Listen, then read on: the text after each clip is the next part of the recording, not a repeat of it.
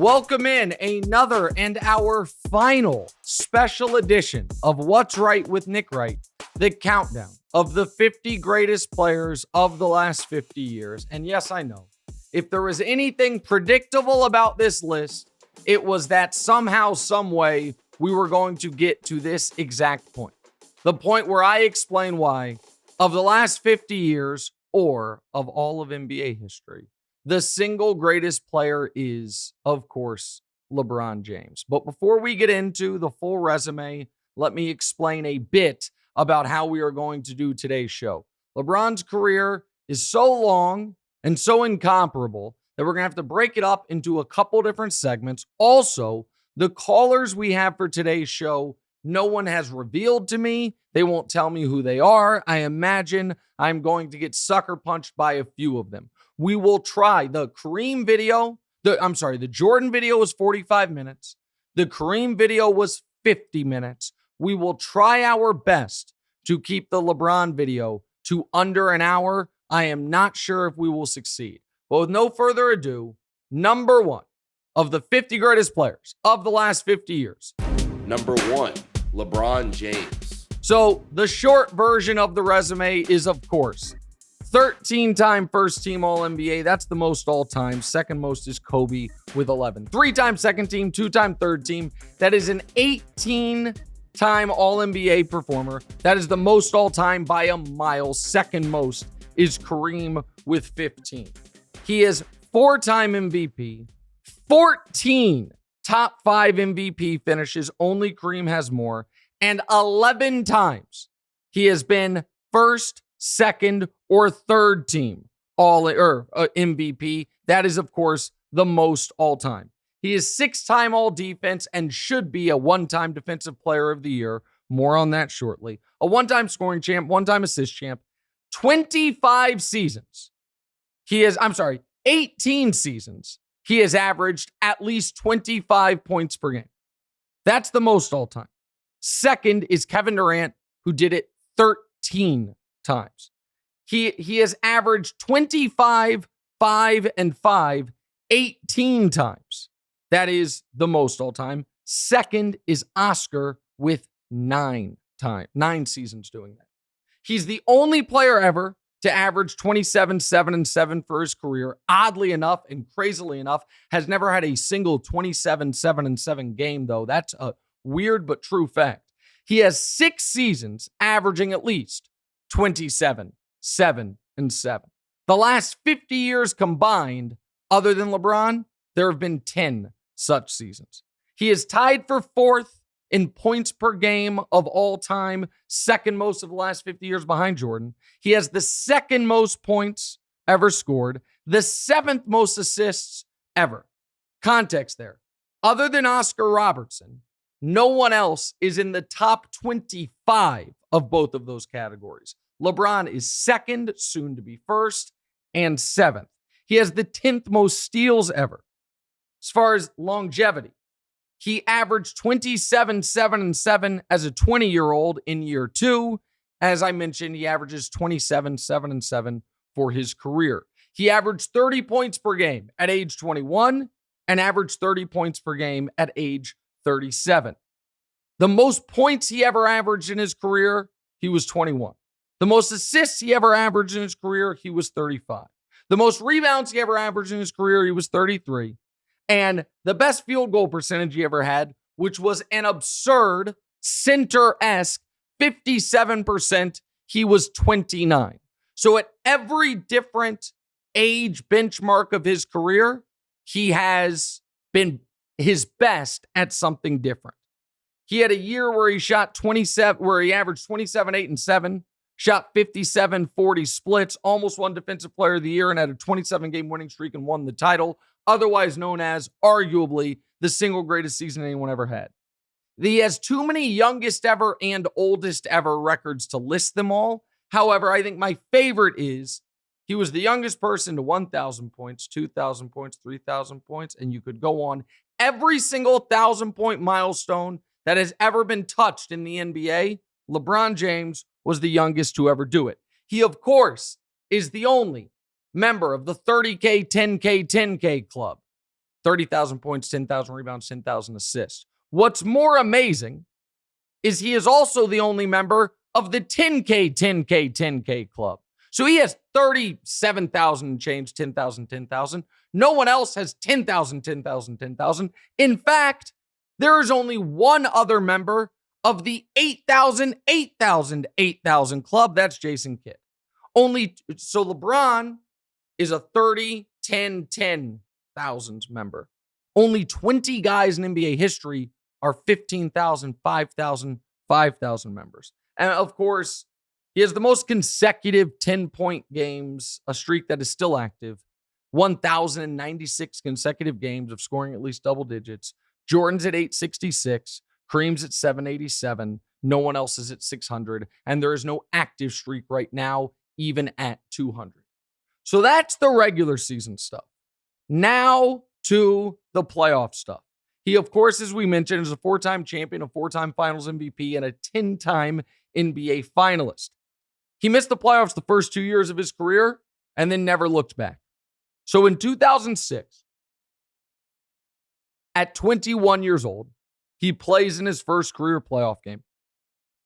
He has 32, 11, and 11, playing all 48 games in his first career playoff game. A 30-point triple-double, playing all 48 minutes in his first ever playoff game. A couple games later, he has 41, 5, and 3, playing all 48, and hits the game-winning jumper with 5 seconds left to go up 2-1 in the series. Couple games after that, he has 45, 7, and 6, including the game-winning layup with 0.9 left to go up 3-2. And then in game 6, in overtime, plays all 53 minutes, has 32, 7, and 7. So in his first series ever, LeBron James, who would have to deal with a narrative that he is unclutch, hit 2 shots to win games with less than 5 seconds remaining, one with less than 1 second remaining, and averaged in his first series ever 36 points, 8 rebounds, 6 assists in 47 minutes per game. In the next round, he lost to the 2-time defending Eastern Conference champion Detroit Pistons in 7 games. Averaged for the series 27, 9, and 6. So that means for his first playoffs ever at 21 years old, he averaged 31 points, 8 rebounds, 6 assists in 47 minutes per game. The next year, however, is when he would announce himself at 22 years old as already the single best player in basketball. A title he held consecutively, uninterrupted, for 13 consecutive years. 22 years old, they sweep Washington in round 1. He averages a humble 28, 9, and 8. To go up 2-0 on New Jersey in round 2, he has a 36-point, 12-assist game. They win the series in 6. Down 2-0 to Detroit in the Eastern Conference Finals. He has 32 points, 9 rebounds, 9 assists in 46 minutes to keep the series alive. Then game 5, the 48 special. Has 48 points, 9 rebounds, 7 assists in more than 50 minutes, scoring 29 of the final 30 points for his team, including 25 straight, to win the game in double overtime to go up 3-2. He had a dunk to force overtime with seconds left, a layup with 2 seconds left in double overtime to win the game. Then, of course, in the finals, he struggled. Tim Duncan, that Spurs team, they had won in 99, 03, 05. They win again in 07. He averages just 22, 7, and 7. I will remind you, however, that team that made the finals, in the finals, the starters on a finals team were Boobie Gibson at point guard, Sasha Pavlovich at shooting guard, LeBron James at small forward, Drew Gooden at power forward, and Zydrunas Ilgauskas at center. 2008, next year in the playoffs, round 1 against Washington. Those poor Gilbert Arenas Wizards teams just couldn't manage to not get LeBron early. Averaged 30, 10, and 8 in round 1 against Washington, including to win the series in game 6, a 27, 13, and 13. Then game 5, the next round against Boston. The series is 2-2. He has 35, but they lose. So they're now facing elimination against a Celtics team that would go on to win the title. The only title Boston has over the last 30 years. What does he do in game 6 facing elimination? 32 points, 12 rebounds, 6 assists. And then game 7, an all-time game 7 duel. Some would argue it's the best game of Paul Pierce's career. LeBron has 45 points, 5 rebounds, 6 assists. But unfortunately for him, only one other Cav scores more than 7 points in that game, and they lose by 4, I believe. And all of a sudden, there's a little speculation, rumblings. Could LeBron leave Cleveland? But those rumblings seemed quiet during the regular season. 2009, LeBron wins his first career MVP. It's the best Cavs team up to that point ever. They win 66 games, and they are crushing in the playoffs. LeBron opens the playoffs with a 38, 8, and 7. 38 points, 8 rebounds, 7 assists. And they play Detroit, and he averages 32, 11, and 8. That Pistons team had made 6 consecutive Eastern Conference Finals. LeBron swept them and essentially ended their run. He has 47, 12, and 8. 47, 12, and 8 to go up 3-0 on Atlanta en route to sweeping them, where he averaged 34 points, 8 rebounds, 6 assists for the series. At that moment in time, the Cavs are 74 and 16 on the season. They seem destined to be on a collision course for a LeBron, Kobe NBA Finals. LeBron is the best player in the league. Kobe had just made the finals, but lost to the Celtics. Looked like he was going to come out of the West. He did, by the way. The Cavs looked like a juggernaut, and LeBron was having an all-time playoff run. And that then leads to the Orlando series, which to this day, I don't argue this, but some will argue is the single best series LeBron James ever played in the playoffs. And amazingly, it ended not only in a loss, but a loss in 6 to Dwight Howard and Orlando. So how could one argue it's the best series LeBron's ever played? Well, let's go game by game. Game 1, he has 49 points, 6 rebounds, 8 assists on 67% shooting in a 1-point loss. Again, let me say that again. They lose by 1 in a game that LeBron goes 67% from the field, has 49 points, 6 rebounds, and 8 assists, and they lose. That up, by the way, at that moment was his playoff career high. The rest of the team shot 23 of 58. They gave up a 3 to Rashard Lewis in the corner with 15 seconds left after a LeBron and 1 put them up to. So that's how game 1 ends. Game 2, he has 35 points, 4 rebounds, 5 assists, and that's the iconic buzzer-beating 3, the first of 5 career playoff buzzer beaters, the most ever by a mile. No one else has more than 3 that LeBron James has. And so he has 35, 4, and 5, and it takes a 3 at the buzzer for them to win by 1. Game 3, he has 41, 7, and 9, and they lose by double digits. Game 4, he has 44, 12, and 7, and they lose. So for context there, they are down 3-1. In the 3 games they have lost, LeBron has scored 49, 41, and 44, while averaging, in addition to the points there, 9 rebounds and 8 assists. And by the way, in that overtime loss, LeBron was fouled with 0.5 left in the game, down 2, calmly goes to the line, makes both free throws, something I'm told he's scared to do, but was doing at 23 years old, but they lose in overtime all the same. Game 5, facing elimination, 37 points, 14 rebounds, 12 assists. But then game 6, they lose. For that series, LeBron averaged 39 points, 8 rebounds, 8 assists. And it was the only conference finals loss of his career. For the playoffs, he averaged 35, 9, and 7. Then we get to 2010, his final year in Cleveland.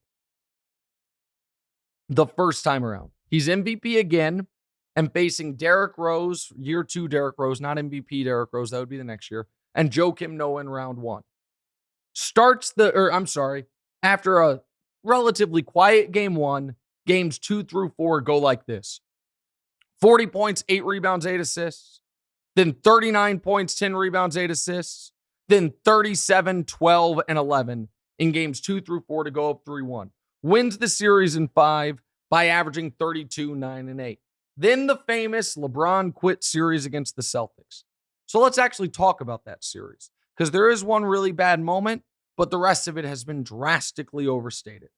So in that series where he quit on the Cavs, allegedly, game 1, he had 35, 7, and 7. Game 3, he has 38, 8, and 7 to go up 2-1.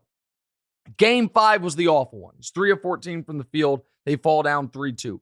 Game 6, his final game as a Cav the first time around. When, again, if you listen to a lot of folks, he had quit on the team. He was out. So what did he do in that game 6? He had 27 points, 19 rebounds, 10 assists. But Cleveland got blown out despite it. And that's it. Boston moves on. Boston ends up making the finals once again. They, of course, lose to the Lakers in 7. LeBron for that series, for that playoffs, averages 29, 9, and 8. Now he's in Miami, and we know how this season ends. 2011, it ends in the nadir of his career and a true crossroads. They breeze past Philly in round 1. He has 3 33-plus point games to beat Boston and 5 in round 2. In round 3, they're facing MVP Derrick Rose. If you remember, he guarded Derrick Rose in the fourth quarter of those series, and Rose shot less than 10% from the field in the fourth quarter of that series. And LeBron put up a 35, 6, and 6 in game 4 to kind of lock that series up, go up 3-1. But then in the finals, a true disaster. Never scores more than 24 points. Has an 8-point game in game 4. Never takes 20 shots in a game. Seems rattled. They lose 3 straight. He averages 18, 7, and 7 for the series. At that moment in time, it seemed utterly impossible LeBron could ever end up number 1 on this list or any list. He had been to 2 finals. In the finals, he averaged around 20 points per game. He had a true, you could see it happening in real time, meltdown that even his biggest defenders in the world would say it was inexplicable watching how he played in 2011. So how do you go from that to the greatest player ever? Quite simply, by ripping off, unequivocally, inarguably, the greatest 10-year run of consecutive greatness the league has ever seen. That is what we will get into in the next segment. We gave you the regular season. We gave you the playoff career up until and through the Dallas series. Coming up next, we will go over a decade of dominance, the likes of which, from a personal and team level, cumulative, the league has never seen. That's next as we discuss the greatest player of the last 50 years, LeBron James.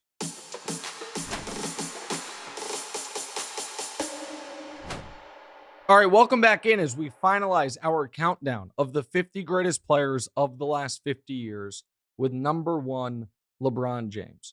So we just went over the regular season accolades, which are unmatched by anyone in NBA history, and the postseason stuff, which from his rookie year until 2011 had some incredibly high moments. Had the 48 special, he had already at that point in his career come close to setting the all-time record for playoff 30-point triple-doubles. The numbers were unbelievable, but it had those finals in 2011 where he was the favorite, where he was on the better team, where they were up 2-1, and he short-circuited.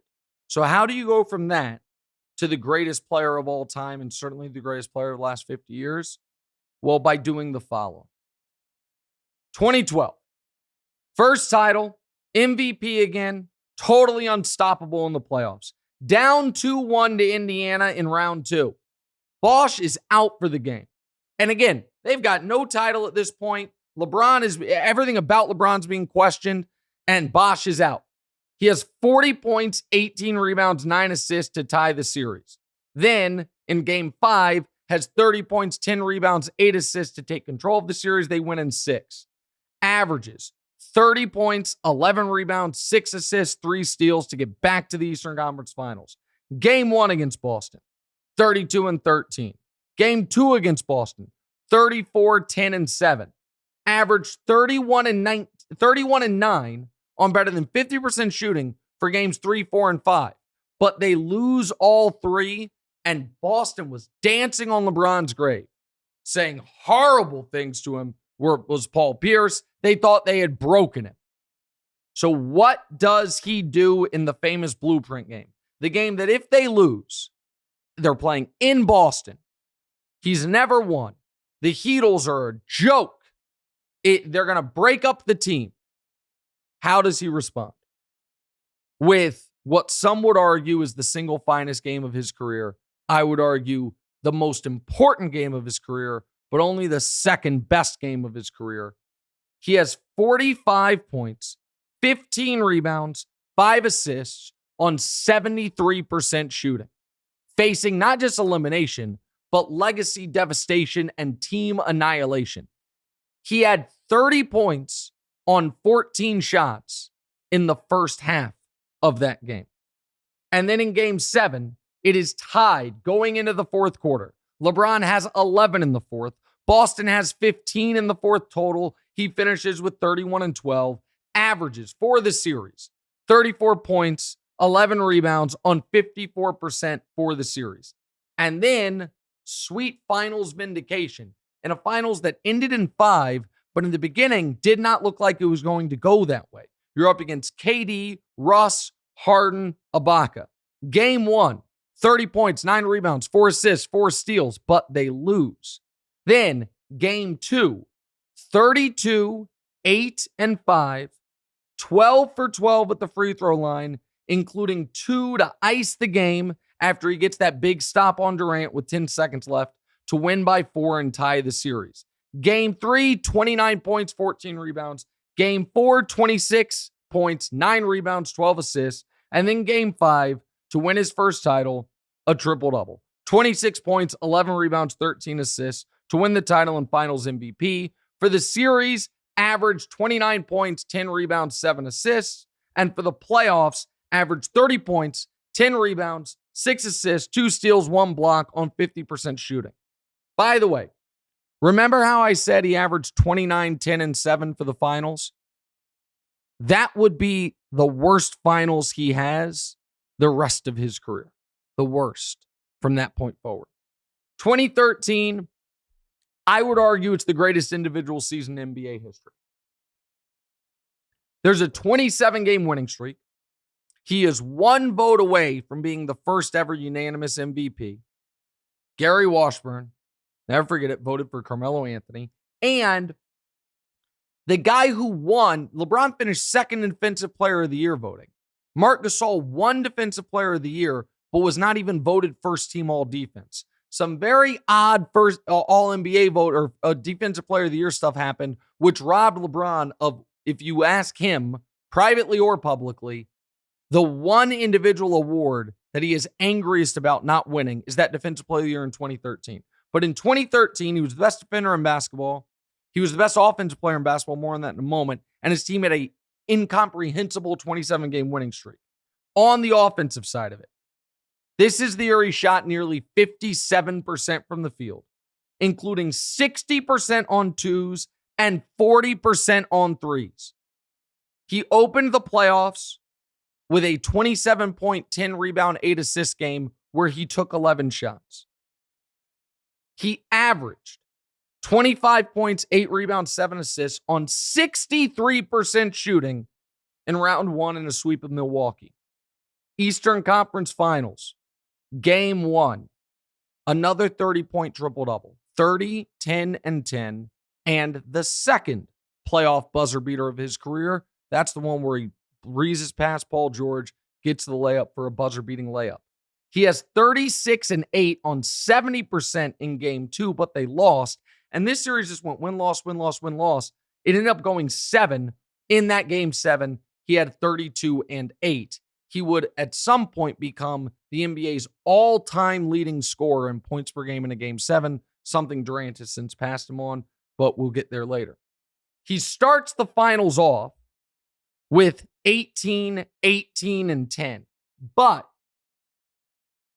in the first 3 finals games, the Spurs had an interesting strategy, which is they were daring him to shoot or trying to make him a passer, just not letting him have any driving lanes. And he averaged only 17 points per game in those first 3 games of the finals. And then in game 4, down 3-1, he has 33 points and 11 rebounds. And then in game 6, facing elimination, the Ray Allen game. This is the one game of LeBron's career that is the most unfairly regarded by NBA media and inaccurately remembered by the average fan. Yes, it's called the Ray Allen game because Ray Allen hit arguably the single biggest shot in NBA history. However, the context of that was this. Going into the fourth quarter, the Heat were down 10. Game 6 of the finals, facing elimination against Duncan, Kawhi, Manu, Tony, and Popovich, down double digits. And LeBron, in that fourth quarter, has 16 points and 2 assists, including of their first 17 points of the quarter when they turned a 10-point deficit into a Heat lead. He scored or assisted on 16 of 17 of them. Just a Birdman free throw was the one that he didn't have anything to do with, but he actually did because he threw the lob to Birdman where he got fouled. You just don't get assists on a free throw. And then down 5 with 25 seconds left, the possession before the Ray Allen shot, he hits the 3 to cut it to 2 before Kawhi misses his free throw. They come back down. LeBron misses a 3, Bosh rebound, Ray Allen 3, overtime. Finishes the game with 32 points, 10 rebounds, 11 assists, and 3 steals, facing elimination in the finals. Then in game 7 of the finals, remember how they were daring him to shoot the whole series? He makes 5 threes. He has 37 points, 12 rebounds, 4 assists, including after the Heat are up 2, Duncan misses that little bunny. Kawhi is on LeBron. LeBron cans a 20-footer to go up 4 with 20 seconds left in the finals. He then steals the ball from Manu to seal the win and hits the free throws to ice the finals, wins another finals MVP. Now we're to 2014. He's going for the three-peat. Has a severely compromised D-Wade. Round 1 sweep of Charlotte. Hey, look at Charlotte making the playoffs. 30 points, 8 rebounds, 6 assists on 57% shooting. That's his average for the series. Round 2 against Brooklyn with Kevin Garnett and Paul Pierce. Has one of my favorite LeBron games ever. Game 4, Heat up 2-1. Paul Pierce demands publicly and privately, I got LeBron. LeBron knows that. LeBron ties his playoff career high with 49 points, does it on 67% shooting as they cruise to the Eastern Conference Finals. They cruise in the Eastern Conference Finals, the next round to a rematch with the Spurs to make his 4th straight finals, which, by the way, that Heat team becomes the first team since the 80s to make 4 consecutive finals. And those finals start with a great what-if game. Game 1, and this showed you that at this point in 2014, the Heat were no longer a super team. Bosh was fine. Wade was a shell of himself. God love him, but he was. How do I know it? Game 1 of the finals. With 7 minutes left in game 1 of the finals, LeBron has 25.6 rebounds, 3 assists, 3 steals. But if you remember, the air conditioning had gone out in the arena, and LeBron cramps up. There's 7 minutes left in the game. The Heat are up 4.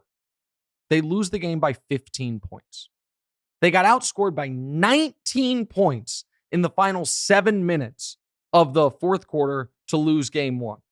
Game 2, LeBron has 35 points, 10 rebounds, 3 assists, 2 steals, and the Heat win by 2 to even the series. And then the next 3 games, the Spurs play essentially perfect basketball. They win in 5, despite LeBron for the series averaging 28, 8, and 4, which is good but not amazing. What is amazing is this. He did it on 57% from the field and 51% from 3. So he averaged 28 and 8 on 57-51 splits, and they gave Finals MVP to the guy guarding him, who averaged 18 points a game in the series and had 2 separate single-digit point games in Kawhi. More on that in a moment. 2015, back in Cleveland with one of the most in-overs head coaches in NBA history, David Blatt, and a Cavs team full of guys who had never played in the playoffs. Kevin Love, Kyrie Irving, and the other guys that were left over on the team.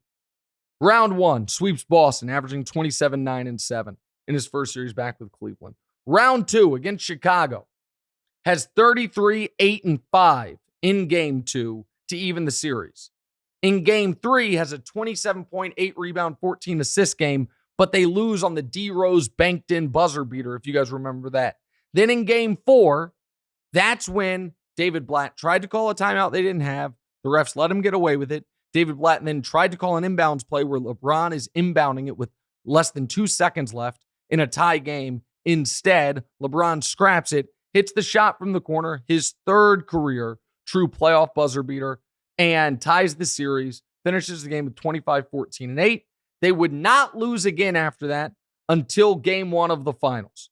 In Game 5, he had 38-12-6 to go up 3-2. In the Eastern Conference Finals, they were playing a 60-win Hawks team that everyone now just says sucks because it fits the narrative, but they did win 60 games. He swept them, including a Game 3 of that series. Kevin Love has been out, remember, since the Boston series with a shoulder injury. Kyrie missed that game with dealing with a knee injury that would obviously flare up in the finals, make him miss the finals. So up 2-0 on the Hawks. He has 37 points, 18 rebounds, 13 assists. Up 2-0 against a 60-win team without your second and third best players. He has 37 points, 18 rebounds, 13 assists in an overtime win. He averaged for the conference finals 30, 11, and 9 to make his 5th straight finals and become the only star player ever not on Russell's Celtics or playing in the 60s to do that. So what happens in the finals? Okay. LeBron has an all-time performance, but Kevin Love is injured in the Boston series, is out for the playoffs we mentioned. Kyrie is injured in Game 1, but let's go through these finals. LeBron, Game 1 of the finals, the only game he got to play with Kyrie. 44 points, 8 rebounds, 6 assists, but they lose in overtime. Game 2 of the finals, 39 points, 16 rebounds, 11 assists, and they win in overtime. Game 3 of the finals, 40 points, 12 rebounds, 8 assists, 4 steals, 2 blocks. They're up 2-1 on the Warriors with Steph, Clay, Draymond, Barnes, Iguodala, the whole crew's there except for Durant. LeBron's starting lineup that game was him, Matthew Dellavedova, Iman Shumpert, Tristan Thompson, and Timothy Mozgov. Color me shocked the team of the starting Tristan and Mozgov couldn't deal with the Warriors' small ball lineup as the series evolved. Game 5, LeBron has 40 points, 14 rebounds, 11 assists. A 40-point triple-double, but they lose. Game 6, 32 points, 18 rebounds, 9 assists, but they lose. So for the playoffs, LeBron averaged 30, 11, and 9. For that series, he averaged 36, 13, and 9. But again, the guy who held him to that gets finals MVP for averaging 16, 5, and 4. So for a little context, for the count the rings, count the finals MVPs, guys. In 2014 and 2015, in those 2 NBA finals, LeBron James averaged 32, 11, and 7. And he was considered by the people watching the series such a physically, overwhelmingly dominant player that despite him averaging 32, 11, and 7 across those 2 series, they gave both finals MVPs to the guys guarding him who averaged between them 17, 6, and 3.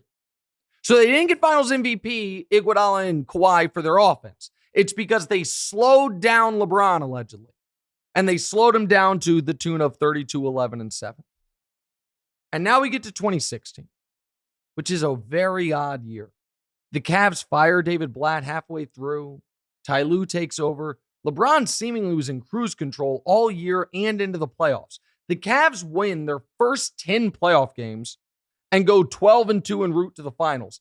That's one of the famous LeBron quotes. When they were they win their first 10 playoff games. They're playing Toronto in the conference finals, and they lose the next 2. And LeBron's asked about adversity. He's like, yeah, I faced adversity in my career. This ain't it. And they obviously end up beating Toronto in Game 6. Game 6 was his first 30-point playoff game that season. He hadn't scored 30 once. Like I said, they were kind of coasting, just clearly better that year with a healthy Kevin Love and a healthy Kyrie than everyone in the East.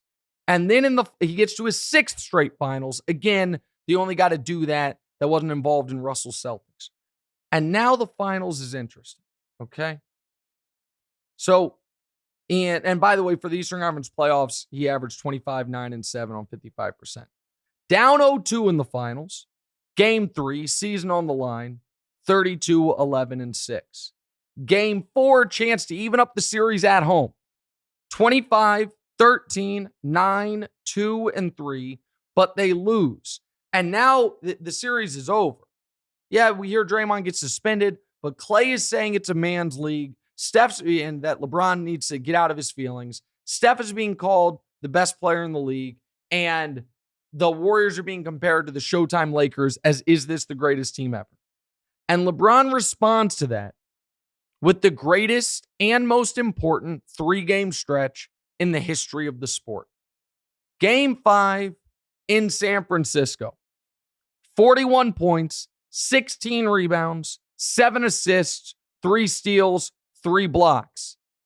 That is the game that, well, Draymond's not there. Okay. What would Draymond have done? Cavs won by double digits. LeBron had 41. Very next game, Cavs win by double digits. LeBron has 41 and Draymond is back. Game 6, 41, 8, 11, 4, and 3. That was the game where the league MVP, unanimous MVP, Steph Curry, got so frustrated, he fired his mouthpiece, and his wife said the league was rigged for ratings or money because LeBron had so mentally defeated them, including a couple blocks of Steph where he kind of mean mugged him. Then Game 7, back in Oakland. LeBron plays 47 of the 48 minutes, has 27 points, 11 rebounds, 11 assists, 2 steals, 3 blocks. One of those blocks is, of course, the greatest defensive play in NBA history. In the fourth quarter of that game, Golden State was so worn out, they had 13 points. In the fourth quarter of that game, LeBron was so worn out, he had 11. Also, in the final 9 minutes of that game, the only points Cleveland scored that weren't scored by LeBron was the iconic Kyrie 3. And of course, he did have the free throw that actually iced the game. So that means after being down 3-1 and executing the greatest comeback in NBA history, the only 3-1 comeback in finals history against a 73-win team with the unanimous MVP, down 3-1, LeBron James over the rest of the finals averaged 36 points, 12 rebounds, 10 assists, 3 steals, 3 blocks, and became the first person ever and only person ever to lead an NBA Finals in all 5 categories for both teams, averaging 30, 11, 9, 3, and 2. So now he's the defending champion. It's 2017, and it is in some circles the best Cavs team ever. I'm a believer of that. Unfortunately for the Cavs, the Warriors had responded to losing to LeBron by adding Kevin Durant. But before we get there, let's talk about how they got back to the finals, which would, of course, be LeBron's 7th straight. Again, another record. Another non-Russell Celtics record, I should say. Defending his title, he sweeps Indiana in round 1, averaging 33, 10, 9, 3, and 2. That was his averages. 33, 10, 9, 3, 2. Including in Game 1, a 36, 6, 13, and 3. And in Game 3 to go up 3-0, another 40-point triple-double of 41, 13, and 12. A 40-point, by the way, there have only been 12 of those in NBA history. LeBron's got 3 of them. Round 2, another sweep. This one against Toronto. Against Toronto, when they sweep them, LeBron scored 35-plus in every single game. Then opens the Eastern Conference Finals with a 38, 9, and 7, scores 34 in game 4, 35 in game 5, and they get to the finals. They went 12-1. To get back, how good was LeBron that year in 2017? Well, they went 12-1 in the playoffs. LeBron scored 30 or more 11 times and averaged en route to the finals 33 points, 8 rebounds, 7 assists on 56% shooting. Then in the finals, we'll give you all 5 games, okay? Game 1, 28 points, 15 rebounds, 8 assists. They lose. Game 2, 29 points, 14 rebounds, 11 assists. They lose. Game 3, season on the line at home. 39 points, 11 rebounds, 9 assists. But KD hits the shot. They lose. Game 4, season truly on the line. 31 points, 10 rebounds, 11 assists. They finally win. And then game 5, season on the line again.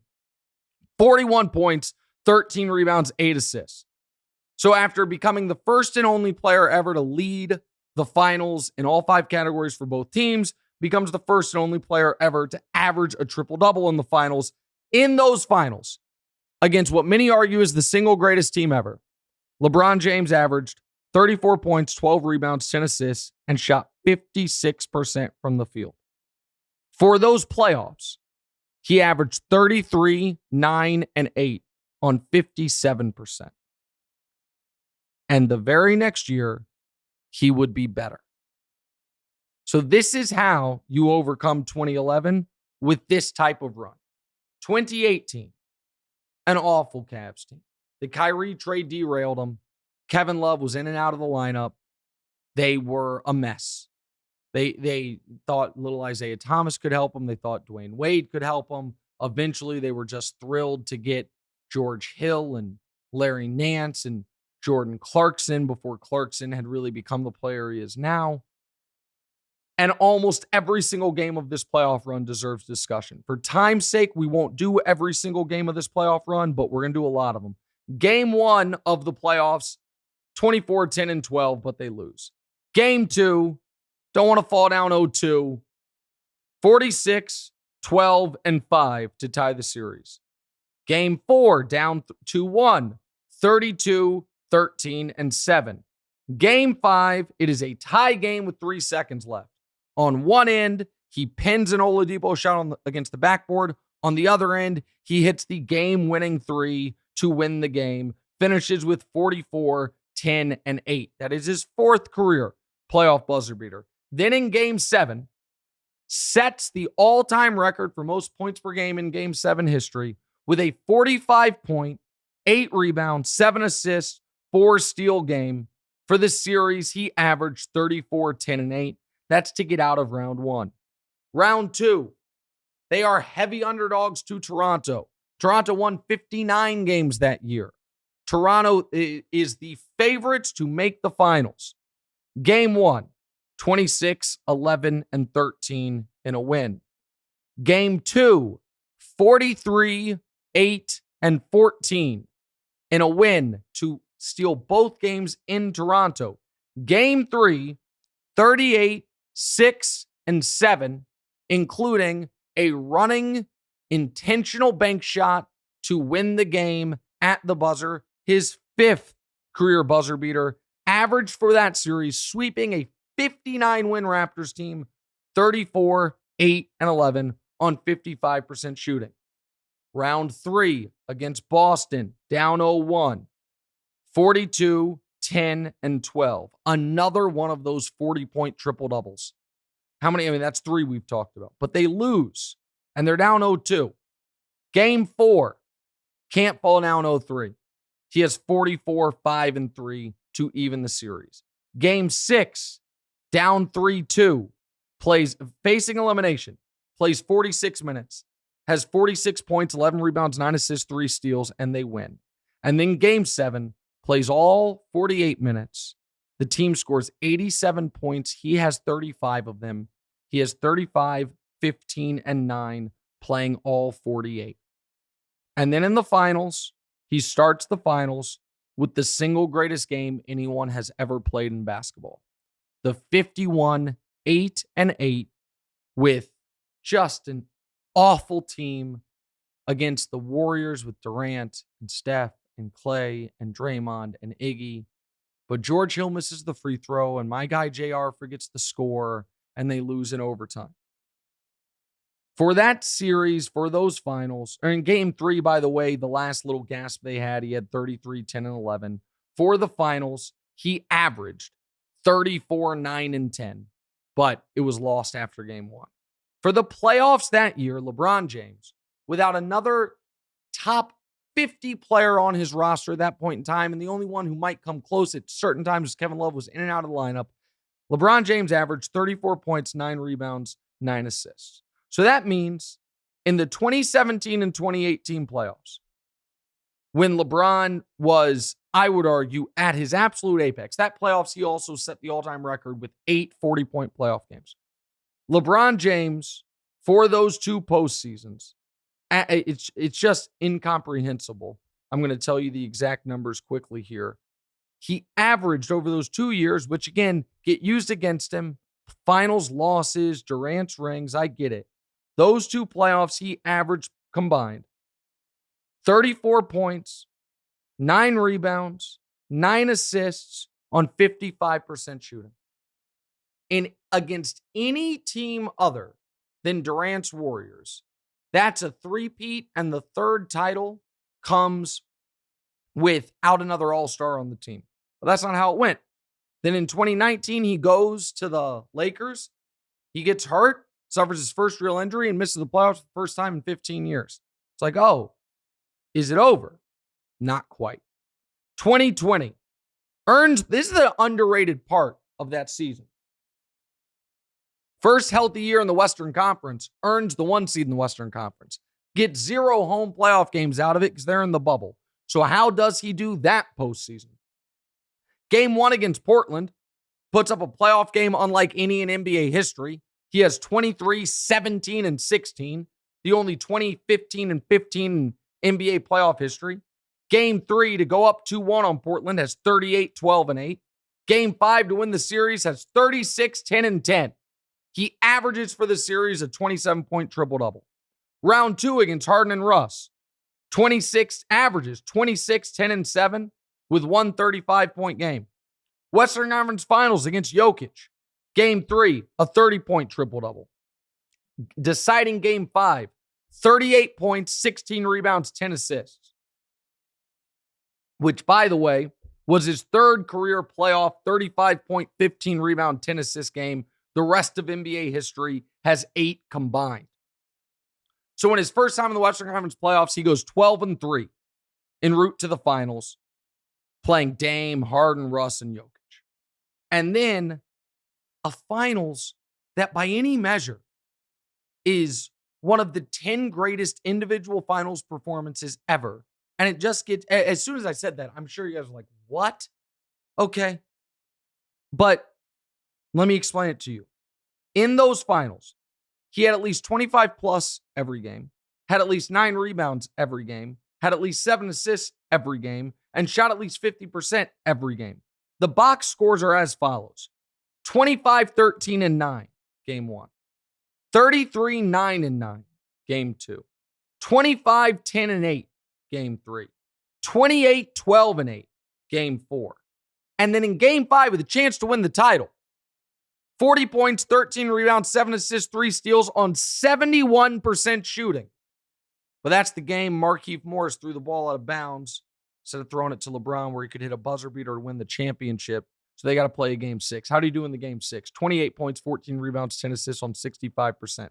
For the finals, LeBron averaged 30 points, 12 rebounds, 9 assists on 60% from the field and 41% from 3. That's in the NBA Finals against allegedly the league's best defense. For the playoffs, he averaged 28 points, 11 rebounds, 9 assists, and shot an impossible 56%. So that means in the 9 years after the Dallas series, he made 8 finals, won 4 titles. In those finals, played KD and Duncan and Kawhi and Steph and KD and, or I said KD twice. I'm sorry. And Clay, pardon me. And averaged in those 8 finals across all of them This whole segment, what were his finals averages? 30 points, 11 rebounds, 8 assists on 50% shooting and 37% from three. So what does that mean his career playoff resume as a whole looks like? Again, I'll try to go through this quickly because I'm running out of breath. But he has the most playoff points ever. He has more than 7,600. No one else has 6,000. He has the most playoff wins ever. He's never once missed a single playoff game. He's sixth all-time in playoff points per game, second most playoff assists ever, the most playoff steals ever, the sixth most playoff rebounds ever, the 10th most playoff blocks ever. He has the most playoff games ever. He has the most playoff minutes ever with more than 11,000. No one else has even 10,000. Only Duncan has 9,000. He has, of course, the most combined points ever, regular season and playoffs. He'll have the most of each individually midway through this year. In the in the finals, he has the second most points ever, not to Kareem or to Magic, but to Jerry West. He has the second most finals assists ever, only to Magic. The second most finals steals ever, only to Magic. He has the fourth most rebounds in the finals, the sixth most blocks in the finals, the fourth most finals games behind only Bill Russell, Sam Jones, and Kareem, the third most finals minutes behind only Russell and Jerry West. He has the second most career finals games with 40 points, with 7.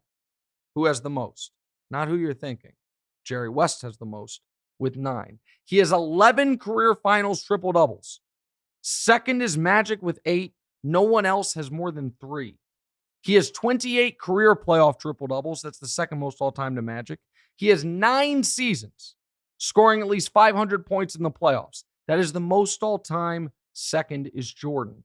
13 times he averaged at least 25 points per game in the playoffs. That is tied for the most all-time with Jordan.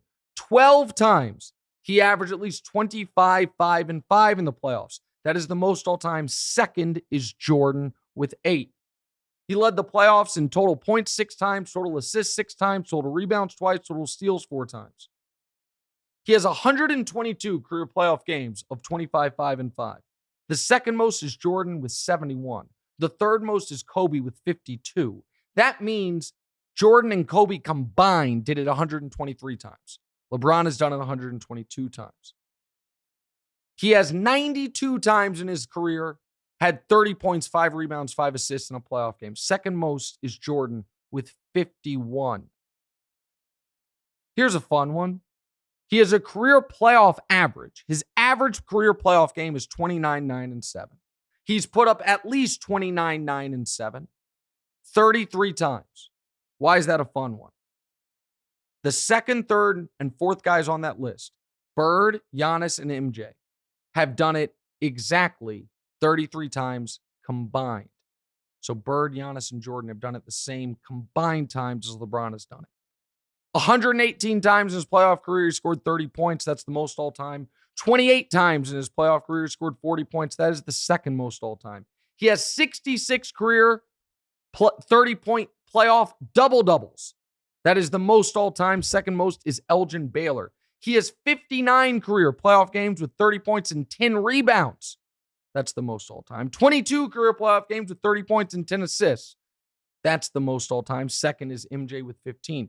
He has 16 career playoff 40-point double-doubles. That is the most all-time. Second is Wilt. He has 5 career playoff games with 40 points and 10 assists. No one else has more than 3.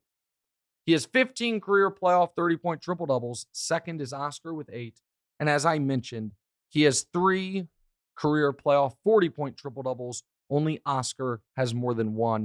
There have only been 12 in NBA history. There's the resume of the greatest player of the last 50 years and the greatest player of all time, LeBron James. We'll take a break, and then I'll have some callers tell me why I'm wrong, and I will laugh at them. We'll be right back.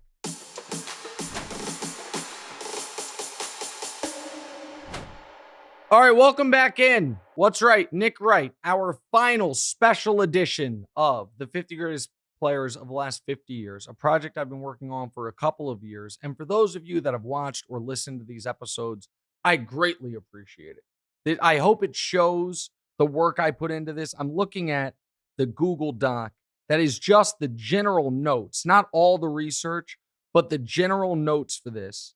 And it comes in at single-spaced, 14-point type, comes in at 70 pages. And I hope that for those of you that are listening to this, you just made it through. I mean, God, I don't know how long the LeBron segment's been already, an hour. My guess is you appreciate it. But also, if you just picked and chose the guys you want to listen to, totally get it. But it could be a fun thing to download and just have on your phone for long plane rides. It's like, you know what?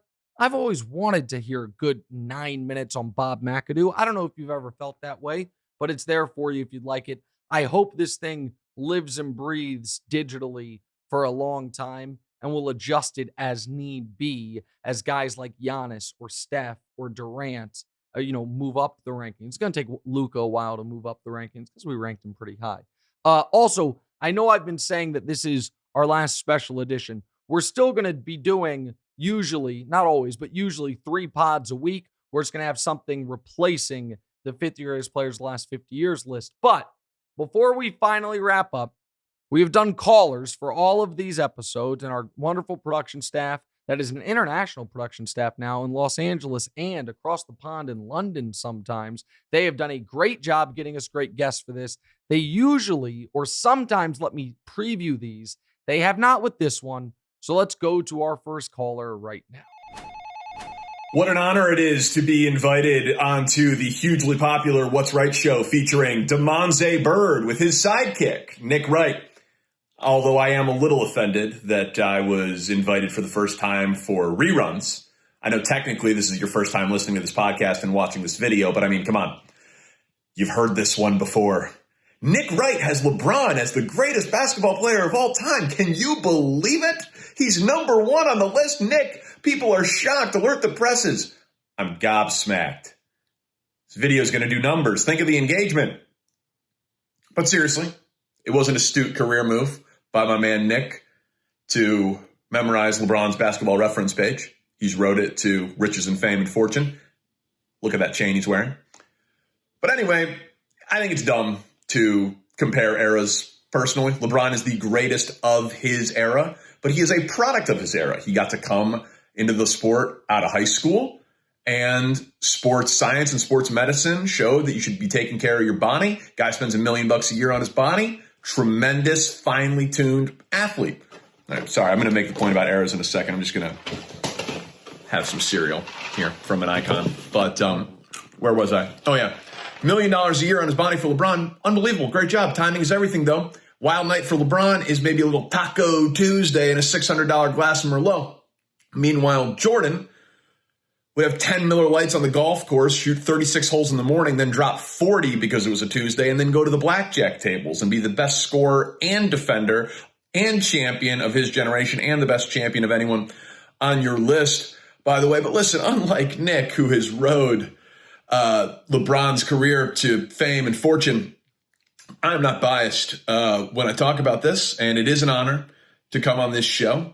But all I will say, as Nick's best friend of the last 15 years or so, is that the guy doesn't own a single pair of LeBrons. He owns probably 10 pairs of J's, and he knows who the true GOAT is deep down inside. But congrats on the show, man. Great list. Oh, okay. That's my pal, Danny Parkins, who you can listen to on The Score in Chicago. So a couple things there, just quickly, if I may. You know how I know Jordan fans are realizing the argument's slipping away from them? When for years they've said he's the GOAT, GOAT, GOAT, GOAT, GOAT. And now you know what I hear more than I used to? It's silly to compare eras. Sports science and evolution. And, LeBron got to come out of high school while Michael Jordan had to learn from Dean Smith. By the way, Moses Malone, older than Jordan, came out of high school. But the other part that Danny said that is just laughable on its face is, in today's era, we know how to take care of our body. Yes, that's true. But in no era did anyone think that it was a good idea to gamble and drink and smoke cigars all night. Jordan just chose to do it. So that, that argument falls on deaf ears, my friend. Plus, Danny's from Chicago. He's like all these guys. They're just lifelong Jordan fans. They can't get over it. All right, who else do we have? Hey, that's my best friend. Who else do we have? Oh my gosh, what a surprise. Nick Wright makes LeBron James #1 on his list once again. It's okay that you missed a bunch of family events, to work on this major list that you gotta get done, just to do what literally everyone on the planet knew that you were gonna do and expected you to do. But no, that's totally fine. Good hard work, Nicholas. Good job. Good job. That is my older daughter, Diora, the only member of the family who has not been on this podcast live. My wife is hosted. My son hosts all the time. It's his, he's the co-host. My youngest daughter has done it. Diora refuses to do it. And instead, she comes on the show just to roast me. So you know what? That's a perfect encapsulation, a perfect end to the list. I appreciate everyone who has watched these videos. We might have a special edition sometime before football season of someone who was on the list, someone who was in the top 20 of the list, joining us for what would just be our second guest ever on the show. Lil Wayne plus this person would be our second to, go back and forth with me about the list. But aside from that, it is time to put this project to bed. Dior is right. I have spent a lot of time. I don't know if I've missed family events, but I have been otherwise occupied. So now we set it aside, which is a perfect time to transition into football season. We will talk to you guys on Tuesday. Appreciate you watching. For one last time, it is the 50 greatest players of the last 50 years on What's Right with Nick Wright. Hey, thanks for watching. Smash or just lightly tap that subscribe button. It all works the same. To get more from the show, and make sure you click. Why don't you want to mash the bell too, guys? Or just, lightly tap the bell to get notified every time new content drops. Check out full episodes of What's Right wherever you get your podcasts, or just hit the link in the description below.